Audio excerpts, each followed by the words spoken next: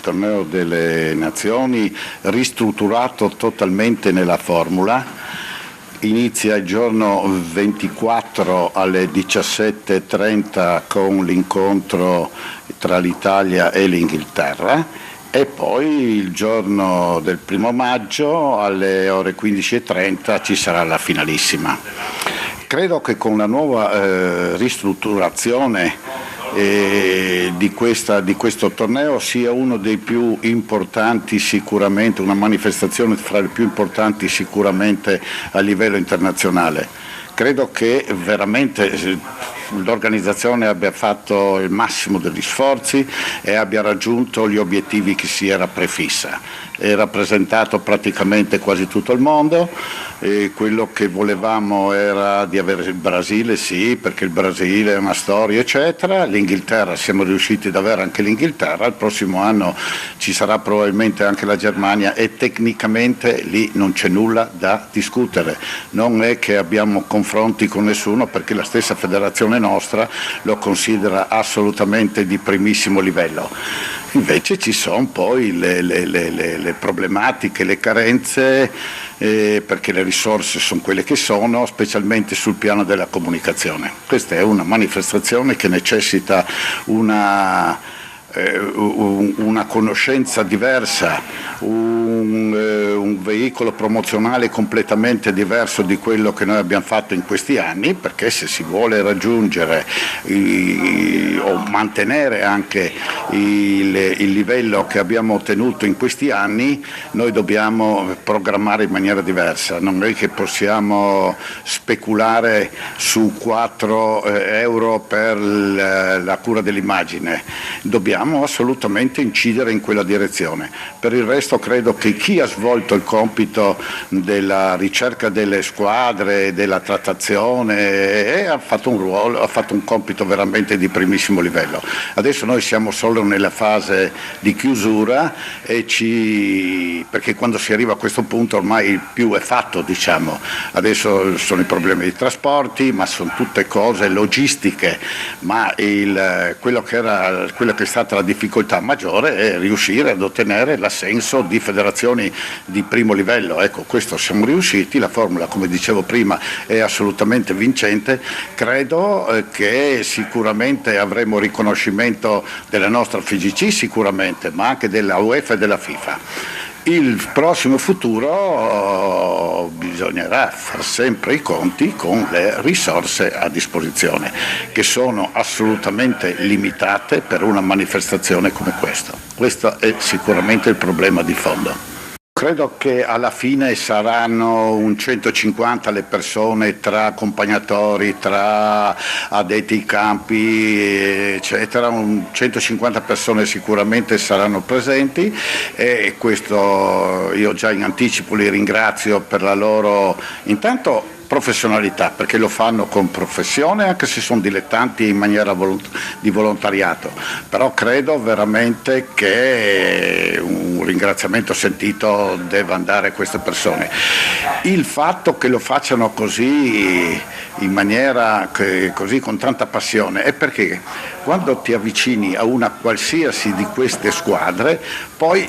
diventi tifoso di quella squadra perché conosci le difficoltà di questi ragazzi e poi noi non dobbiamo dimenticare quello che è uno dei compiti, degli scopi principali di una manifestazione come questa. Noi portiamo non solo squadre di livello tecnico che lì è assoluto, ma cerchiamo anche di capire quelli che sono i momenti importanti a livello planetario, diciamo, di politica, di situazioni, voi sapete benissimo quello che ci è capitato con altre delle federazioni che l'ultimo momento per motivi proprio politici di guerra, diciamo, abbiamo dovuto rinunciare. Quest'anno abbiamo fortemente voluto una squadra araba e l'Arabia Saudita all'ultimo momento ha aderito e di conseguenza penso, e anche quello è un segnale importante perché in un contesto come l'attuale volevamo proprio che ci fosse una rappresentanza di quel mondo. E intanto bisogna far capire a tutti che l'entrata è gratuita, che è promozionale soprattutto per i nostri giovani, per le scuole, e noi lì che andremo ad incidere, perché questo è il compito anche del CONI. perché questa è una manifestazione che viene organizzata dal CONI e noi vogliamo assolutamente che i giovani capiscono quello che è questo appuntamento, che sottolineo ancora una volta non è solo sportivo ma è di tutt'altro, una cosa molto più ampia, perché lì si incontreranno ragazzi con religioni diverse e che nel mondo dello sport, che capita alle volte, non sempre, fraternizzano proprio in quella direzione, perché lo sport ti aiuta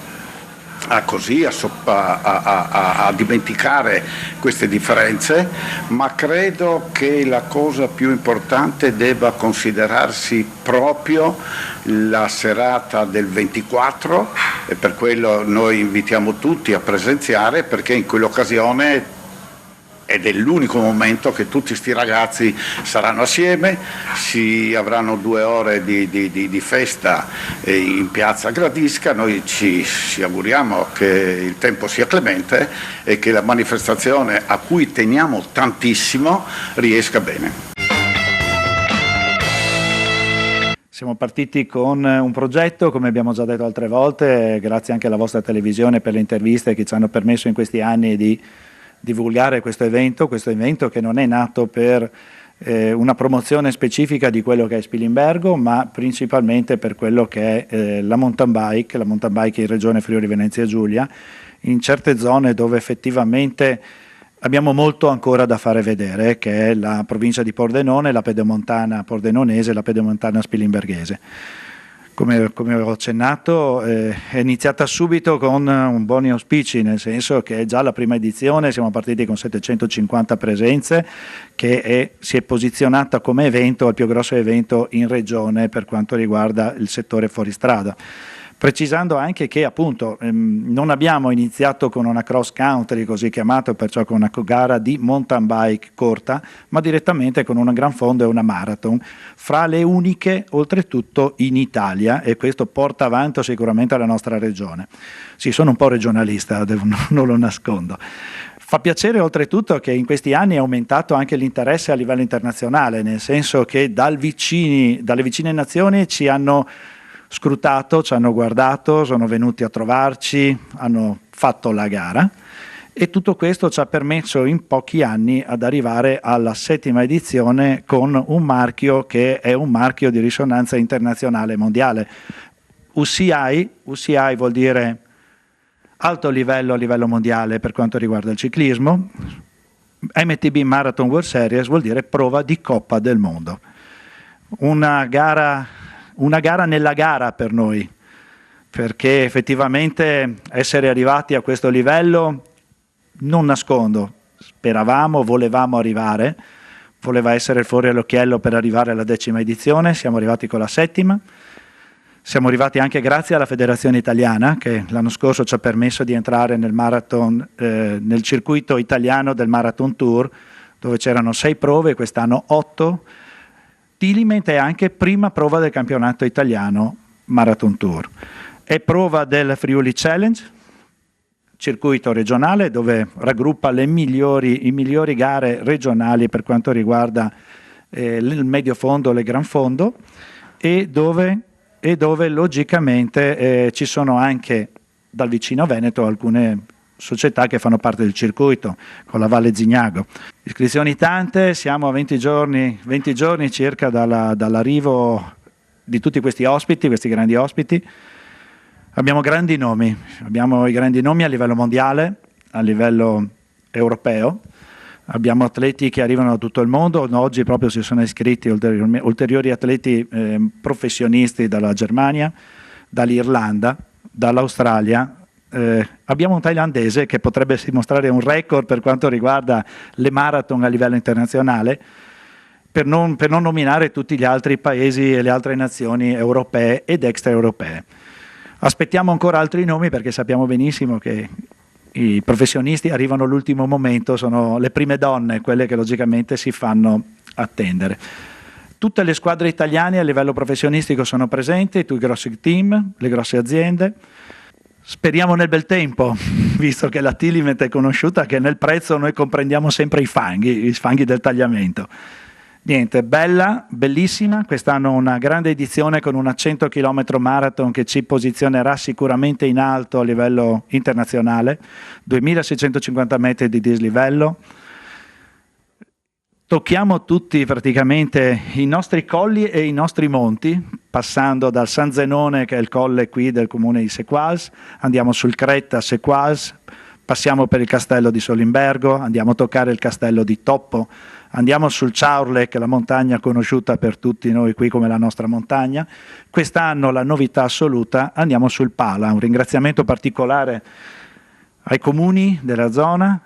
e ai proprietari di questi terreni che ci permettono di fare questa gara, che per la prima volta verrà proprio, toccheremo la cima Pala come Gran Premio anche della montagna, scenderemo verso Vito d'Asio, Anduins, Pinzano e torneremo a Spilimbergo per il tagliamento, logicamente col nome Tilimen che non può assolutamente mancare. 2 giorni di festa, un sabato con il campionato italiano paralimpico, la 4ª edizione, voglio ricordare, è nato in Friuli, anche quest'anno ce l'hanno concesso, perciò il sabato pomeriggio 25 km campionato italiano paralimpico, una gara agonistica esordienti allievi a livello regionale e una cicloturistica aperta veramente a tutti dico, e sarebbe bello vedere, come è stato gli altri anni, le famiglie, i genitori con i propri figli, per conoscere un po' questo territorio, gli argini alti del tagliamento, il bosco di Valeriano, la discesa sul tagliamento e il ritorno a Spilimbergo, per un bike festival che vi aspetta con tutti i team già pronti per la domenica in centro a Spilimbergo. Ci sarà un chiosco, cosa dirvi altro? Io vi invito tutti a venire a Spilimbergo, nelle nostre valli, nei nostri monti, a tifare, a fare il tifo e a promuovere questo grande evento regionale. Tutto è nato l'anno scorso, quando abbiamo creato questa federazione italiana di yoga sport, quindi io, Nicola, più altri insegnanti ed altre persone abbiamo creato questa federazione, che è un'associazione sportiva, con l'intento proprio di divulgare lo yoga a livello nazionale, far capire un po' di più agli italiani che cos'è lo yoga. Come primo obiettivo ci siamo posti quello di creare questo primo campionato, perché comunque questi campionati ci sono sempre stati e in passato gli atleti italiani che volevano partecipare a questi campionati dovevano andare all'estero, quindi rivolgersi ad altre federazioni ed essere ospitati, e abbiamo deciso insomma che era arrivato il momento di farlo in casa. Quindi ci siamo mossi, abbiamo organizzato questo campionato, tant'è che quest'anno siamo noi ad ospitare anche degli stati stranieri che insomma non hanno le federazioni, non hanno i campionati a casa loro. Il campionato consiste in cosa? Praticamente ogni atleta va a 3 minuti in cui deve dimostrare a se stesso prima di tutti cosa riesce a fare in questi 3 minuti. Ci sono 6 posizioni da fare in 3 minuti e deve farle nel miglior modo possibile, in armonia con se stesso, nell'armonia dei movimenti, e poi c'è una giuria che giudica, diciamo, le performance. Sono 44, probabilmente 45 oggi le persone che saliranno sul palco e che faranno la loro performance. Ridotto del Teatro Verdi, ingresso gratuito, inizio alle 15:30 di sabato 18 aprile. Quindi partiranno per prima ovviamente l'Italia, che è il paese organizzatore ospitante, nelle varie categorie giovani, che sono i ragazzi fino a 17 anni, poi adulti, le persone che vanno da 18 ai 49 anni e poi i senior dai 50 e oltre, e poi a seguire ovviamente le 2 fasce maschi e femmine, e poi a seguire inizieranno con gli altri paesi per ordine alfabetico, quindi Argentina, Colombia, Lettonia, Ungheria, Svizzera, eccetera, eccetera. Noi abbiamo deciso semplicemente, guarda, io ho vissuto un periodo negli Stati Uniti, in realtà a Los Angeles, e ad un certo punto poi ho deciso di tornare a casa dopo 11 anni che ero oltreoceano, e mentre ero negli Stati Uniti ho fatto questo passaggio, diciamo, dal mondo della musica, dove suonavo come batterista, e ho conosciuto lo yoga in qualche modo, e quindi ho avuto questa opportunità, diciamo, di iniziare a scoprire questa disciplina, che è poi quella del Bikram Yoga che pratichiamo qui, e